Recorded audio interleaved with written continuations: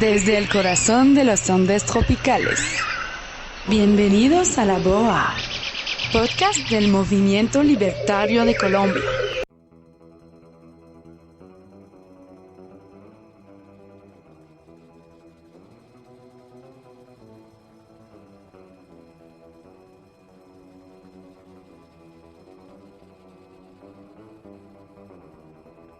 Hola a todos, ¿cómo están? Volvemos a estos podcasts de la BOA que tratan de los asedios históricos donde los asediados al final ganan.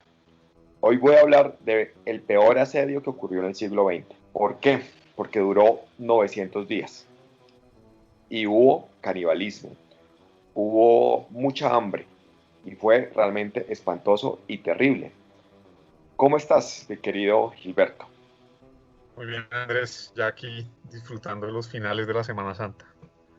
Muy bien, vamos a hablar del asedio de Leningrado. Como lo mencioné, fue el más atroz que hubo. Creo, en cierta forma, que fue más atroz que el de Stalingrado. ¿Tú qué opinas de eso, mi querido Gilberto? Pues no solo fue más atroz por lo que duró, dado que el de Stalingrado fue mucho más cortico, aunque la batalla se dio en medio de la ciudad. Sí, a diferencia de Leningrado, que no alcanzó a llegar a toda la ciudad, sino sus alrededores. Leningrado fue una batalla mucho más larga, efectivamente estamos hablando de 900 días, Stalingrado si acaso llega a unos cuantos meses. Entonces, pues imaginémonos lo que es además la magnitud de una ciudad como Leningrado, que de lejos era mucho más grande que la otra, Stalingrado. Y de hecho eran las ciudades más populosas de la antigua Unión Soviética, no solo porque era la heredera de la gloria que había sido San Petersburgo, la antigua ciudad portuaria, residencia de los zares, además, sino que hasta bien entrados los años, ya con la Unión Soviética, era una de las ciudades más cosmopolitas y abiertas que todavía se podía disfrutar dentro de la Unión Soviética. Y eso también le pasó factura en medio de este asedio. Vamos a hablar de eso luego, pero comencemos con el entorno que había. Unos años antes había ocurrido una guerra, la llamada Guerra de Invierno, y fue la guerra entre Finlandia y la Unión Soviética, donde los finlandeses, aunque ganan militarmente, deben después ceder diplomáticamente porque han puesto bravo al oso ruso. Sí, de hecho, entre diciembre del 39 y comienzos de 1940, cuando la guerra todavía no solo estaba localizada en Europa, sino que todavía no tenía unos frentes de guerra tan marcados.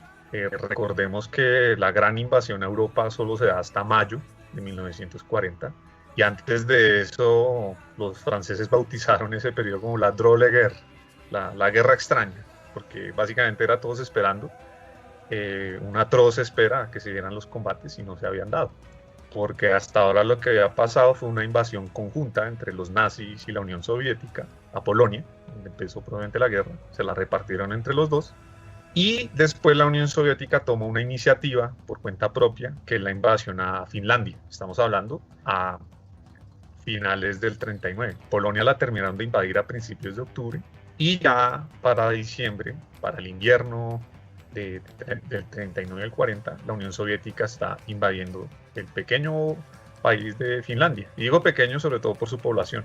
Obviamente su territorio es un poco más extenso, pero de lejos no era una potencia militar con la que aparentemente la Unión Soviética fuera a tener mayores problemas, pero los finlandeses sí que les dieron problemas. Totalmente, conocían muy bien su territorio, eran buenos esquiadores y se tomaron muy en serio el tema de la libertad de su país. Tan en serio que inclusive estaban entre dos fuegos cruzados, porque ni se querían sumar de todo a las potencias del eje, y por supuesto no al bloque de la Unión Soviética. Sin embargo, por pragmatismo, pues a la larga terminaron cediendo y forjaron una paz que les hizo perder unos territorios, pero a costa de evitarse toda una invasión al país. De manera que hacia principios del 40, pues los finlandeses ya habían, digamos, quedado neutralizados inicialmente como un beligerante en esta guerra que rápidamente se iba a expandir no solo por Europa, sino por el resto del mundo. Y Stalin estaba confiado porque había firmado un acuerdo con Hitler y sabía que por ahí no iba a venir la guerra, hasta que Hitler cambió de planes. Cambió de planes porque ya ha pasado todas las campañas sobre el oeste, es decir, la ocupación de Francia, de los Países Bajos, de varios de los países nórdicos, entre otros. Pues ahora se está dirigiendo sobre los Balcanes. Ya los nazis están completando un cerco sobre los países limítrofes con Rusia, por lo menos en territorio europeo. Y desde junio del 40 hasta julio de 1941, en la que se da inicio a la Operación Barbarroja, pues Stalin y en general buena parte de su Estado Mayor estaba confiado de que si se iba a dar un ataque, se iba a demorar bastante. Y aún inclusive cuando se empezó a dar, todavía no creían que fuera en forma, es decir, que ya definitivamente los nazis se iban era con todo contra sus ex aliados, porque hasta ese entonces eran aliados y tenían, inclusive habían tenido relaciones comerciales muy, muy activas. Siempre he dicho que los totalitarismos se llevan bien. Yo no sé por qué los comunistas han querido querer cambiar eso, ¿no? No, porque como de alguna u otra manera el socialismo nunca funciona sino hasta que el bando en el que usted está siendo socialista está al mando. Entonces, mientras eso ocurre, igual se pueden despedazar. Y pues lo que se vio igual con los nazis y los soviéticos es que efectivamente fue una guerra a muerte y quizá de las peores que hayamos podido ver hasta ahora en la historia de la humanidad. Porque de lejos, y esto vale la pena siempre rememorarlo, no solo a propósito de Leningrado, sino en general sobre la Segunda Guerra Mundial, el frente oriental fue de lejos el gran frente de la Segunda Guerra Mundial. Quizá menos explotado a nivel cinematográfico y demás, que es lo que a veces hace que uno recuerde ciertos escenarios de la guerra, pero de lejos fue uno de los más brutales, no solo por la cantidad de muertos, tanto militares como civiles, sino por lo que estaba en juego, porque de hecho fue ahí donde propiamente se decidió buena parte de la Segunda Guerra Mundial. Recordemos que son los soviéticos los primeros que llegan a Alemania, ¿sí? Y los primeros que se toman Berlín. Entonces, es clave tener eso en cuenta. Fue cruel de parte y parte, ¿no? La venganza soviética sobre la población alemana fue sumamente cruel. Sí, estamos hablando que ni siquiera solo en los combates, porque claramente no se respetaron ninguna reglas con los prisioneros. Creo que el comportamiento más humanitario con los prisioneros, ya sea de parte de los nazis o los soviéticos, era pegarles un tiro, porque el resto o los dejaban morir de hambre o los ponían a competir entre sí por la comida, hasta matarse inclusive entre ellos. O sea, las cosas más atroces que de verdad uno se pueda imaginar. No hay nada que nos haya ejercido sobre los prisioneros. Y ni hablar sobre la población civil, contra lo cual quizá uno de los casos más conocidos fueron las violaciones masivas de mujeres que se dieron de lado y lado y que, pues digamos, al día de hoy siguen dejando mucho que desear sobre lo que fue el desenlace de esta guerra. Ahí recomendaría dos libros, dos autores. Anthony Beevor, sobre los libros de la batalla de Berlín. Recomendaría también Vasily Grossman, sobre Stalingrado y sobre, creo que se llama el libro Un reportero en guerra, o un periodista en guerra, si no estoy mal, si la memoria no me falla. Son grandes libros que relatan esas atrocidades, pero siempre he dicho algo: ese odio que tenían los soviéticos con los alemanes fue incubado, y fue incubado precisamente en la crueldad de los alemanes frente a la población civil, y eso se ve cuando comienzan el cerco de Leningrado, y a esto venimos a hablar. ¿Cómo arranca ese cerco? Pues Leningrado era, digamos, el objetivo natural dentro de los 3 ejércitos que los nazis desplegaron a lo largo de la frontera con los rusos, dentro de la Operación Barbarroja, estando el ejército del norte, el del centro y el del sur, cada uno con unos objetivos puntuales que tenían como culminación de sus campañas 3 ciudades, los del norte, Leningrado, los del centro, Moscú, y los del sur, Kiev. Solo logran el del sur, se toman, de hecho fue donde más hicieron progreso los nazis, hacia el sur de Rusia, y propiamente ni siquiera eso es Rusia, eso es propiamente Ucrania. De nuevo, algo que vale la pena recordar es que el frente oriental solo representó, por lo menos en porcentaje de territorio de Rusia, algo muy limitado. La mayoría de los combates fueron en países que están fronterizos entre Alemania y la Unión Soviética, que en ese entonces eran los los países bálticos, Letonia, Lituania, Estonia, Bielorrusia, Ucrania y Polonia, de la que hablamos inicialmente, pero ya para ese entonces no estaba dentro del frente, por lo menos no inicialmente. Entonces, pues a los nazis les va relativamente bien entre los tres ejércitos, pero solo logran consumar la toma de Kiev. La de Moscú se empantana en buena medida porque el tiempo ya no los empezó a favorecer, empezó a caer el invierno, ¿sí? Y en Leningrado es curioso porque nunca hubo como tal la voluntad de tomarse la ciudad. Lo que propiamente hicieron los alemanes fue montarle un asedio que literalmente la hiciese morir de hambre y sucedáneos, enfermedades, frío, entre otras cosas. Entonces comienza ese asedio, comienzan a acercar a los pobres habitantes de Leningrado y ellos pedían ayuda, querían que el ejército rojo los ayudara, pero Stalin tenía otras prioridades. No solo eso, sino que como la incompetencia, y vale la pena decir esto, porque en Leningrado se suman muchas cosas, entre incompetencia, arrogancia y por supuesto sacrificio y heroísmo, sobre todo de sus habitantes, que ya más que pelear por una causa están peleando por lo más básico que puede ser la vida de ellos, ¿cierto? Y eso lo hicieron contra viento y marea de una manera impresionante.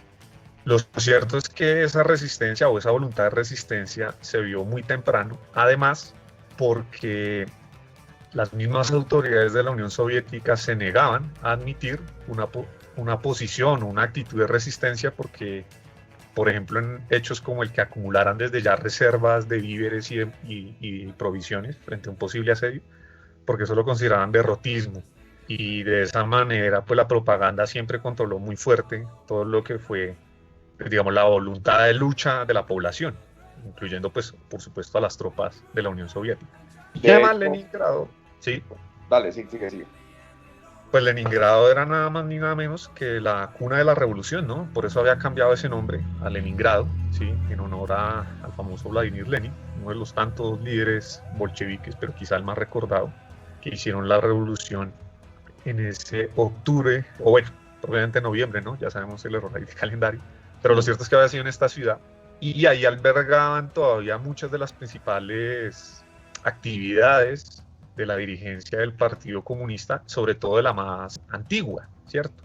Y mucha de ella era de hecho recelosa de Stalin, no solo porque Stalin se había hecho al poder hace unos 10 años en la Unión Soviética y de una manera bastante cuestionable, porque pues, literalmente lo hizo eliminando a sus opositores. Quizá uno de los más famosos, que para ese entonces ya había muerto en 1940, un año antes, era el famoso Trotsky, que lo mandaron matar hasta México, pero así otros. Y lo cierto es que en Leningrado estaban concentrados buena parte de ellos, de manera que Stalin, pues digamos, no tuvo tampoco una gran voluntad de apoyar a muchas de estas directivas, pero tampoco se pudiera negar del todo, porque finalmente la guerra ya estaba en forma, y obviamente pues los nazis tenían una voluntad de llevarse todo lo que se encontrasen, y Leningrado no iba a ser la excepción, solo que lo que iba a ser lo diferente era la forma en la que lo iban a hacer, por medio de un asedio que, insisto, quería matar a la ciudad de hambre. Tanto que en el mismo año, en 1941, hacia septiembre, cuando propiamente comienza el asedio, ya se empiezan a sentir los combates a las afueras de la ciudad. El cerco era completo. Habían totalmente cercado a Leningrado, cortándole sus comunicaciones hacia Moscú. Y Leningrado, que además de puerto, también tiene parte de la ciudad casi como isla, pues queda totalmente incomunicada con el resto del territorio ruso. Y los nazis bombardean las bodegas donde estaba el grano, ¿no? Y había alimentos, cosa que a los habitantes de Leningrado es como un golpe durísimo, porque les comienza a advertir: el hambre va a ser el peor enemigo que les va a llegar a ustedes. Sí, muchos de estos almacenes estuvieron expuestos además muy fácil, porque los rusos no hicieron mucho por disimular dónde los tenían ubicados, de manera que la aviación alemana los logró ubicar muy rápido y los incendiaron muy rápido.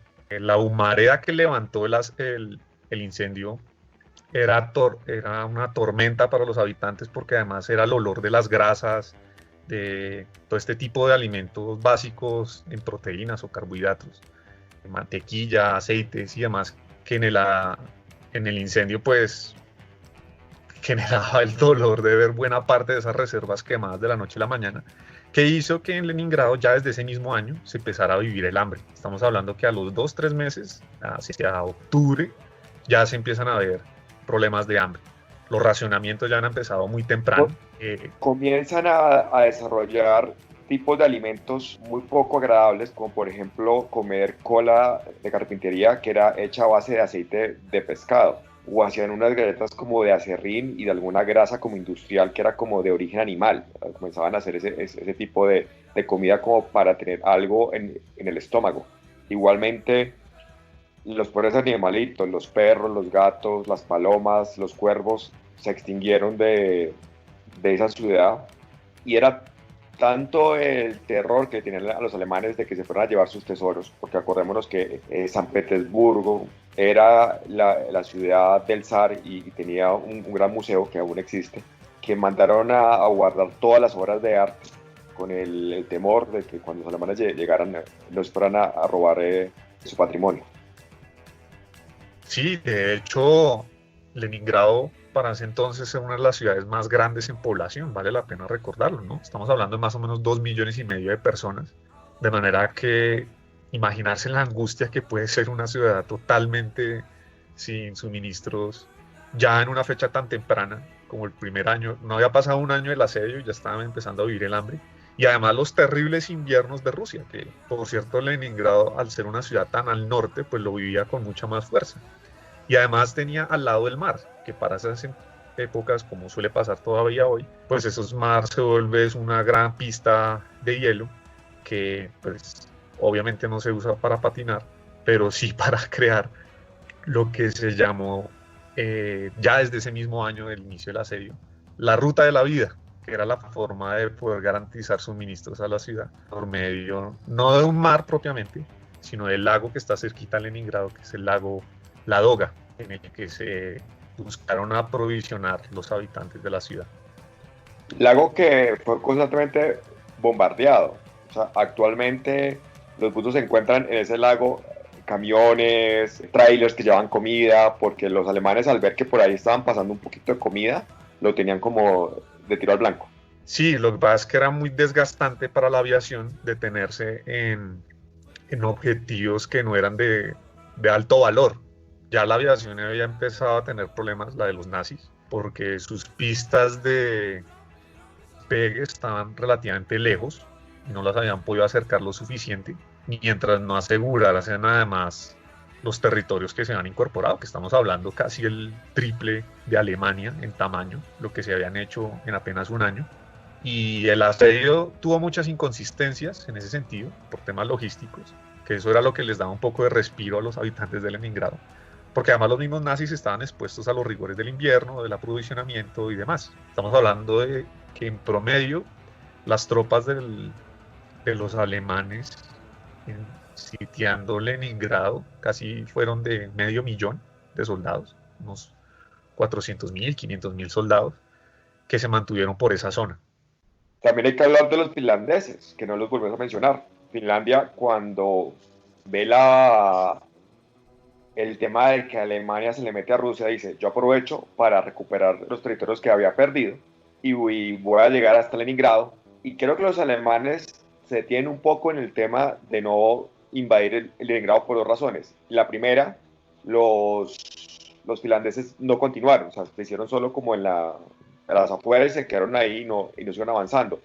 Y los alemanes tenían que ser una ciudad grande, donde se iba a demostrar tanta determinación en su defensa, iba a ser un desgaste gigantesco, y creo que también eso los detiene y dicen, bueno, preferimos cercarlos y que se mueran de hambre primero.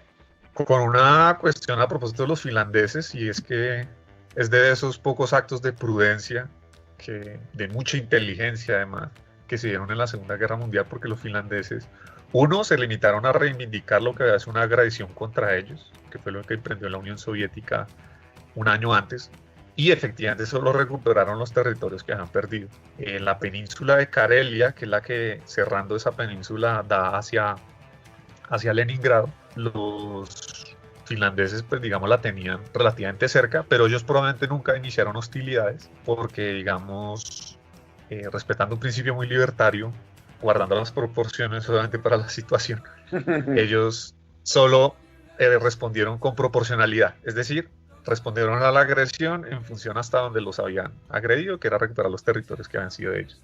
Y hasta ahí. Si los finlandeses hubieran atacado Leningrado, pues hubiera sido aún más doloroso el asedio para los habitantes, pero además hubiera sido aún más doloroso para los finlandeses, porque eso les hubiera ganado represalias de parte de la Unión Soviética después, hacia el cierre de la guerra. Entonces ellos se limitaron simplemente a conservar la integridad de su país, lo cual demuestra que no tenían ambiciones ni imperialistas, ni colonialistas, y por supuesto de exterminio, porque Pues, lo cierto es que tampoco ayudaron. Que bombardearan, que su artillería se enfocara en bombardear Leningrado, y ellos dijeron no, o sea, le mamaron gallo, como se diría en colombiano. Sí. No quisieron caer en esa trampa de dejarse llevar por la ira, intenso dolor.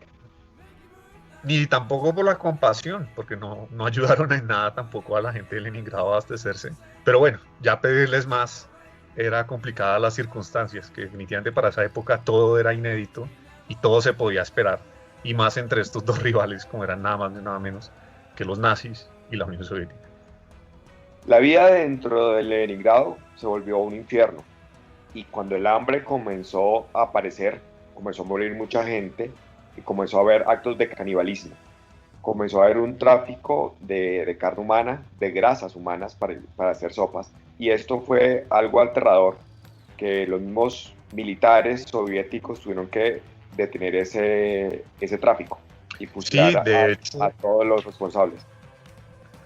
De hecho, no solo se dio muy temprano, sino que en muchos casos ni siquiera se llegó a intercambiar esas carnes, sino que era literalmente entre las mismas familias, que los padres comían a los hijos, por ejemplo, o simplemente entre unos mismos edificios residenciales se daban estos actos. Entonces el subregistro es enorme. Los casos que pudieran darse cuenta las autoridades soviéticas en las que se estuviera dando canibalismo, se temen que son mucho menos de los que posiblemente hayan habido en Leningrado, a pesar de los castigos que se tenían frente a esta práctica.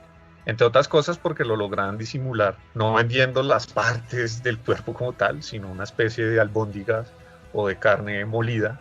Pues obviamente en esa circunstancia la gente no preguntaba de dónde venía, sino que ya con ver al menos algo de carne, poder hacerse a ella. Que además el otro reto era que muchas veces la tenían que comer cruda, porque no había forma de calentarla, dado los problemas en general que tenían para abastecerse de calefacción en Leningrado.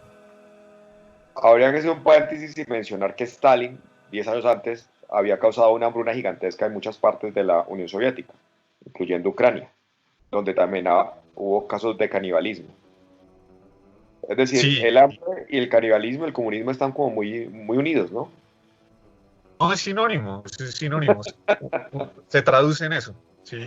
Y al revés, el hambre se puede traducir en socialismo, porque el socialismo solo progresa en medio de miseria, que es lo que hace pensar a algunos de pronto que el socialismo sea una opción para salir de la miseria. Grave error, porque después el socialismo vuelve y se traduce en hambre.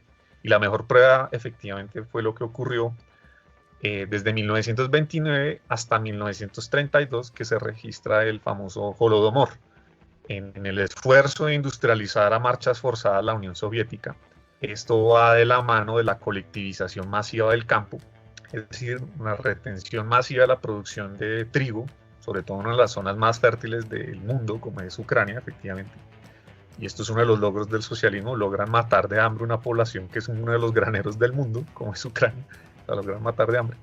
Y estamos hablando entre 3 millones de muertos y un poquito más, literalmente muertos de hambre. En todas las principales ciudades de Ucrania, Kharkov, Lemberg, Kiev, entre otras, pues la gente literalmente se moría de hambre. Y esto a duras penas queda registrado por los pocos extranjeros que estaban en la zona, y por supuesto alguno que otro registro que se logró tomar de personas privadas, y por supuesto de algunas de las autoridades soviéticas.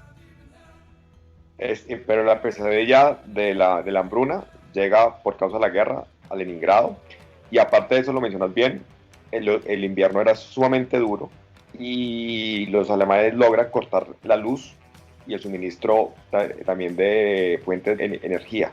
Y eso hace que el frío sea una cosa espantosa y la gente o moría de hambre, o moría de frío, o moría de otras enfermedades. Y aquí ven detalle, tuvieron que quemar la biblioteca pública de Stalingrado para calentarse, que tenía 200 años de historia. Ahí se perdió una buena cantidad de información. Sí, pero como dicen, entre los libros y las personas, uno no sabe qué salvar, porque ambas son obras de arte, ¿no? Entonces... Totalmente. Algo que sí salvaron fueron las fábricas de armas. Leningrado tiene una industria de armas muy fuerte y logra salvarla porque logran regar el chisme a los alemanes que los prisioneros alemanes están trabajando como esclavos dentro de las fábricas, y eso evita que sean bombardeadas. Sí, con además la ventaja de que Leningrado una era de las grandes ciudades industriales de la Unión Soviética, entonces su capacidad instalada le permitió, por lo menos para el esfuerzo de guerra, poder sostener un cierto grado de producción de municiones y demás, pero el gran agravante de los soviéticos era que no tenían maquinaria de guerra, tanques, inclusive la artillería todavía era escasa para los habitantes, y todas las ofensivas, y era la impotencia más grande que les daba a los habitantes de la zona, era que inclusive tratar de combatir con los alemanes era un suicidio, porque literalmente eran masas de hombres a duras penas armados y bien vestidos que se tenían que enfrentar a un ejército tan bien equipado como era el de los alemanes, por lo menos al inicio del asedio, que era de los mejores del mundo en ese entonces. Otro tema, la guerra psicológica. Los alemanes solían encender sus cocinas muy cerca a las líneas soviéticas para que el olor de la comida llegara y así enloquecerlos más a ellos con el hambre que sentían. Y hubo un detalle, no sé si lo sabías, el padre de Putin fue veterano de estas batallas en Leningrado. Salió herido, o sea, la sacó bajita. Aunque hay que ver en qué periodo del asedio quedó herido, ¿no? Porque si quedó herido desde un principio, vivir en hospitales de Leningrado todo el asedio era otra tragedia. Sí, no sé exactamente qué periodo estuvo, pero fue veterano del sitio de Leningrado. Otro que estuvo fue el famoso general soviético Zhukov, que luego fue héroe pues en diferentes batallas y especialmente en todo el tema de la conquista de Europa Oriental. Lo que pasa es que él ya intervino más hacia el final. De hecho, es quien logra del todo romper el cerco de Leningrado. Pero para no irnos tan rápido hacia el rompimiento del cerco, vale la pena mencionar que como ya las autoridades de Leningrado sabían que no tenían inclusive del todo el apoyo desde Moscú, porque ya Stalin empezó a dar recelos frente a mover tropas hacia la zona, porque la prioridad era que no se tomaran Moscú, y la famosa operación Tifón de los alemanes con la que se empezaban a tomar la ciudad, solo hasta entrado el año del 42 fue que se desestimó del todo ya por los alemanes el que pudieran siquiera empezar como tal la toma de la ciudad, y de hecho ahí se va a estabilizar el frente y nunca lo van a lograr, de manera que los progresos que van a hacer los alemanes se van a concentrar de nuevo para 1942 en el sur y se van a quedar estancados tanto inicialmente en Leningrado, que fue la voluntad inicial, como después en Moscú. Y mientras tanto, las autoridades estaban desesperadas en Leningrado en reducir la relación entre población civil y militar, de manera que estaban buscando evacuar buena parte de la población en la medida de lo posible y lograron casi que evacuar 400.000 personas, buena parte de ella a inicios del asedio en el 41, hacia territorios más adentro de Rusia mientras se terminaba de completar el cerco, aunque buena parte de esta evacuación se hizo por este famoso lago Ladoga, de manera que los riesgos son enormes. De eso hay una película muy buena que se estrenó el año pasado, que se llama así, Leningrado, que narra buena parte de la tragedia de lo que fue estas evacuaciones, porque estaban expuestos no solo a las penurias de las escasez de provisiones en el mismo viaje, sino además a los ataques de la aviación alemana, que se enardecían contra la población civil como si fuera cualquier objetivo militar. Viene también algo importante, que era mantener el espíritu de la gente alto. Y ahí viene a jugar un papel fundamental la cultura. Las compañías de teatro seguían dando obras y hubo una cantante que le cantaba a los soldados soviéticos para animarlos. Y Leningrado tenía como ese orgullo de ser esa ciudad cultural, esa ciudad siempre cosmopolita de la antigua Rusia, y quería mantener eso en alto. Y vino un momento fundamental, y que fue algo heroico, que fue cuando se le pide a la Orquesta Filarmónica de Leningrado que toque una sinfonía durante los bombardeos y que su instrumento suene más duro que las bombas. Que la gran sinfonía de Leningrado de Sostakovich, la que de hecho se compuso en tiempo récord. Sí. Para, de hecho, yo había sacado de la ciudad antes de que se cometara el cerco, porque vivía ahí, y porque era como un rockstar del mundo soviético. Y logran mandar las partituras de la sinfonía, y muchos de los músicos estaban en el frente como soldados, los tienen que traer y decirles, ahora no van a disparar, sino que van a tocar. Así es. De hecho, fueron los artistas y en general los consumidores de cultura en Leningrado los que hayan dejado quizá muchos de los mejores testimonios sobre la resistencia y la voluntad de resistencia de la ciudad.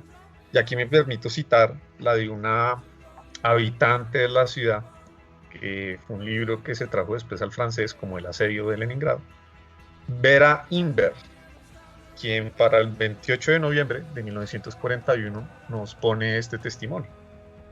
Prosigue la evacuación de Leningrado por vía aérea. Muchos de nuestros escritores han partido ya. ¿Cómo conciliar el temor al futuro con el amor a la ciudad? ¿Se la puede abandonar en un momento semejante? Sin hablar del orgullo que nos insinúa al oído. Si quieren ayudarte, ¿no será porque eres muy necesario a tu país? ¿Y por qué no marcharte si se te lo propone?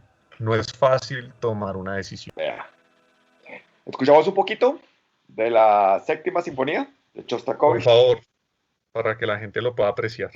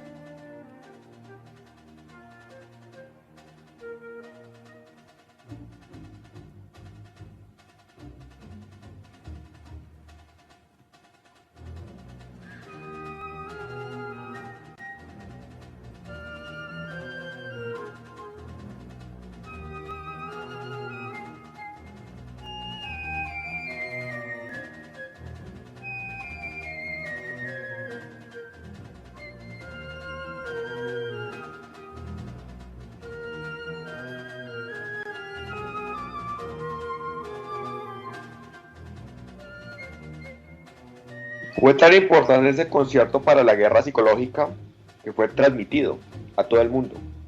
Y era una forma en que la Unión Soviética, los habitantes de Leningrado, le decían a los nazis, aquí estamos y no nos van a derrotar. De hecho, una de las comunidades más grandes en el exilio de los rusos con la revolución y después de ella, que era Gran Bretaña, es justamente los pioneros de transmitirla por radio.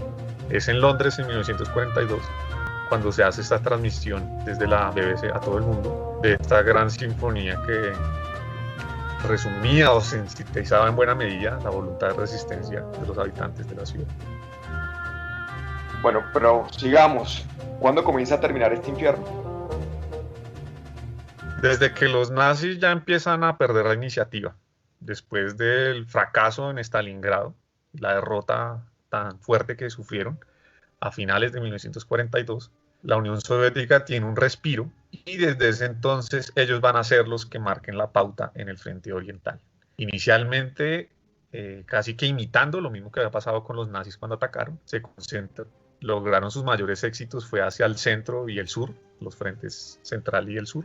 Y en el norte tuvieron un primer intento de romper el asedio de Leningrado y no lo logran. Lo que logran es que los nazis se desgasten, pero ya habían logrado construir inclusive fortificaciones de lado y lado, es decir, hacia la ciudad y por la retaguardia, para quienes los quisiera atacar. De nuevo, los soldados soviéticos no tenían grandes equipos, y su ofensiva, si bien inicialmente le reportó ventajas frente a los nazis, pues no lo lograron desplazar lo suficiente como para romper el cerco. Aquí viene una frase muy famosa de un historiador que relata sobre la guerra nazi-soviética, y es que los alemanes vienen a ser como un enorme oso que pelea contra un hormiguero, y puede moverse y con las manos y tratar de tirarse al suelo y mata muchas hormigas, pero al final las hormigas terminan matándolo a él. Creo que eso fue lo que les pasó a los alemanes allá. Y la mejor prueba, de hecho, es el asedio en Leningrado, porque las ofensivas masivas que lideraron los soviéticos son un equivalente de unas 3 a lo largo del asedio. Ya por lo menos para la segunda ofensiva logran romper una parte del cerco, es decir, volver a conectar a Leningrado por tierra con el resto de la Unión Soviética, lo cual esto les da un respiro a los habitantes para poderles permitir entrar más suministros de manera más segura y ya no solo por este lago Ladoga, donde se hundieron muchos de estas provisiones, ya no solo por voluntad de los alemanes que los bombardeaban y los ametrallaban, sino de la misma naturaleza, que tampoco les ayudaba mucho, y sobre todo en las épocas de invierno. Reciben con total júbilo a las tropas rojas cuando comienzan a entrar. O sea, los habitantes ven a sus salvadores que llegan, pero se entendía que esto apenas era un paso, la guerra iba a continuar. Y no solo iba a continuar por el hecho de que los nazis estaban en su principal frente de guerra, sino porque además Leningrado, al ser la cuna de la revolución, era un símbolo, sin lugar a dudas, en la que por un lado la Unión Soviética no la iba a dejar perder, y sobre todo pues sus habitantes, y los nazis, mal que bien, iban a tener la voluntad de vulnerarla lo más posible, al punto que de las pocas tropas no alemanas que estuvieron en este bloque de ejércitos del norte, estuvieron los famosos españoles de la División Azul, que combatieron con bastante tenacidad, y los mismos soviéticos y los alemanes y los mandos alemanes lo reconocen. Que vale la pena además decir, los españoles fueron de los pocos que combatieron dentro de unidades regulares del ejército alemán, es decir, estuvieron incorporados dentro de las divisiones y regimientos del ejército alemán. La división los demás azul, ejércitos. La División Azul, que tiene muchas bajas en esas horas finales del sitio. sí, porque de todas maneras las ofensivas de la Unión Soviética son mucha masa y poca inteligencia, que era lo habitual en ellos. Seguían teniendo enormes pérdidas. Ya para 1943 habían logrado romper el cerco, pues la presencia de los nazis seguía siendo muy importante hacia el norte, sobre todo porque los 3 países que tenían ocupados, Lituania, Letonia y Estonia, seguían siendo ocupados por los nazis, inclusive hasta el final de la guerra. La bolsa de la península de Curlandia solo fue rendida ya después de que el alto mando alemán se rindió en mayo del 45. O sea que inclusive hasta finales de la guerra, la Unión Soviética no pudo rechazar del todo la presencia de los alemanes, de los ejércitos del norte. Eso sí, los irlandeses se apresuraron rápidamente cuando vieron que los alemanes ya se iban a llegar a un acuerdo rápido con los soviéticos, como, bueno, ok, pero suavecito, que dejemos en un acuerdo, tenemos un armisticio ya, porque ya veían que se les iba a venir toda esa oleada otra vez roja a sus territorios. Y parece que lo que hacen es volver a ceder los territorios que habían recuperado hace unos años. Entonces, pero no son invadidos, pero no son invadidos, sí, porque ha sido un desastre para Finlandia. Claro, y nos hubiéramos perdido de la prosperidad de uno de los grandes países nórdicos, como es Finlandia. Nos hubiéramos perdido el vodka finlandés, y en una época los famosos Nokia. Además. Bueno, termina el cerco, se comienza a recuperar la ciudad, la guerra continuará todavía un año más, pero eso ya sería otra historia. Y bueno, solo íbamos a hablar de Leningrado.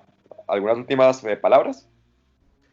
Pues la ciudad perdió la mitad de su población, sí, o poco más, casi la mitad de su población. Estamos hablando de 1 millón de víctimas. Eso incluye pues muertos, pero también inclusive a los evacuados, los cuentan ahí porque algunos no volvieron a la ciudad.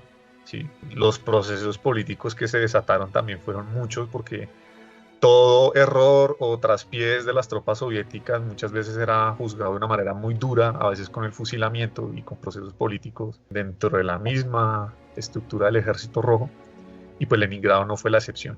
Pero ya lo peor lo habían pasado, ya su voluntad de resistir y sobre todo de sobrevivir los había sacado de esta. Solo tendrían que esperar unos cuantas décadas más para salir de otro asedio que es el del comunismo, pero bueno, esa sería otra historia. Troya cayó, Roma cayó, Leningrado jamás cayó. Y viene un tema interesante. Stalin no quiso darle mucho mérito a ellos, mucho heroísmo. O sea, se vino fue a conmemorar y todo el tema de su capacidad de sobrevivir y de combate casi 20 años después de que había terminado la Segunda Guerra Mundial. Stalin le interesó usar más otros símbolos y no tanto Leningrado. Por eso se habla mucho de que Stalin no estaba muy a favor de ayudarles del todo. Pero el poder que igual no está exento de cometer errores, pues en este caso no podía uno tapar el sol con un dedo. Leningrado era ya uno de los símbolos de la resistencia a nivel mundial y era imposible no darles un mérito. Entre otras cosas porque el general que finalmente logra romper el cerco, que es el gran Zhukov, era un tipo al que Stalin le tenía mucha envidia, justamente por sus éxitos militares. Tanto que en el desfile de la victoria en Moscú es el mismo Zhukov el que preside los desfiles, porque pues Stalin siempre estuvo metido en el Kremlin esperando los resultados, y de hecho muchas de sus decisiones retrasaron medidas que hubieran sido favorables al curso de la guerra para ellos. Entonces, pues era imposible tapar el sol con un dedo, y Leningrado sigue siendo uno de los grandes símbolos de resistencia y de que de todas estas tragedias se sale, por doloroso que sea. Bueno, Gilberto, estuvo muy agradable esta conversación y me encantó hacer estas sagas de los asediados. Esperemos que vengan otras más, que aprovechemos esta cuarentena para seguir hablando de historia y seguir entreteniendo a las personas con momentos históricos que nos parecen interesantes para analizar y mostrar todos los elementos que hacen los que desarrollan la historia y los que padecen la historia, que son los más llamativos. Efectivamente, Andrés, ha sido un gusto y bueno, que les encante mucho a quienes nos puedan oír estos 5 podcasts que hemos hecho sobre ciudades asediadas, que no todas han sido culminadas, de nuevo, son los ejemplos de las que lograron resistir y sobrevivir. Sí, y obviamente nos quedaron por fuera muchas, pero pues decidimos estas 5 porque pues, se nos dio la gana. No. Hay muchas que se quedaron por fuera y ya ahora una persona que sí, pero les faltó esta. Sí, lo entendemos, pero pues eran 5 ya, no quisimos. Como dicen los anarquistas, si ve que le falta una ciudad a nuestro podcast, hágalo usted mismo. Sí, hágalo usted o si saben de eso, de una vez abrimos, me llaman y cuadramos y hacemos una tertulia y hablamos de la ciudad. ¿Listo?